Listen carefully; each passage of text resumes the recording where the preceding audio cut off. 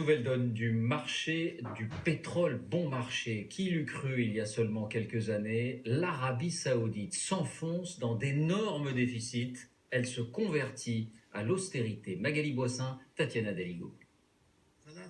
C'est une révolution économique que le roi annonce lui-même à la télévision. L'Arabie Saoudite entre dans une ère inédite d'austérité. Pour ce budget 2016, nous avons dû prendre en compte la baisse des prix du pétrole. Au pays de l'or noir, le prix de l'essence a augmenté ce matin de 50%. Une hausse brutale, même si le sans-plomb reste 5 fois moins cher qu'en France.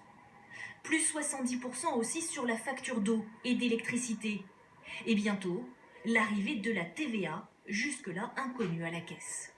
Des mesures de rigueur assumées par le Royaume pour faire face à un déficit budgétaire record, 89 milliards 200 millions d'euros. Ce n'est pas un problème pour l'Arabie Saoudite, parce que d'une part, ses réserves de pétrole sont immenses, et de l'autre, ses réserves monétaires également sont immenses. Des réserves d'argent colossales accumulées pendant des années.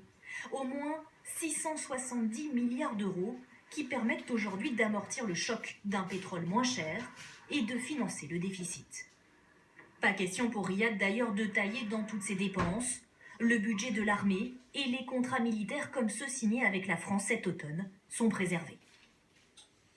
Oui, les prix qui ont été divisés par 3 ces derniers mois. On va un peu plus loin avec vous, Jean-Paul Chapelle, bonsoir. Bonsoir. Plus globalement, cet effondrement des prix du pétrole rebat les cartes des acteurs du monde. Oui, David, d'abord, ceux pour qui l'impact est très grave, le Venezuela, pays façonné par Hugo Chavez, eh bien, aujourd'hui, pénurie de médicaments, de denrées alimentaires, farine, café, lait.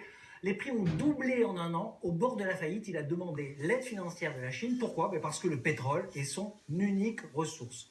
L'Angola, qu'on présentait comme le pays d'Afrique en pleine croissance, bien fauché par la crise, grève dans les transports, les agents n'ont pas été payés depuis 9 mois.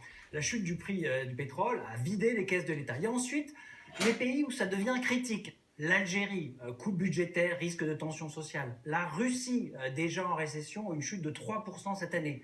L'Iran, déjà étouffé par les sanctions internationales, doit aussi réduire son budget. Enfin, ceux qui s'en sortent, même si l'heure est à la rigueur, ceux qui ont accumulé les réserves financières, l'Arabie Saoudite, on vient de le voir, mais aussi les autres pays du Golfe, Koweït, les Émirats, le Qatar.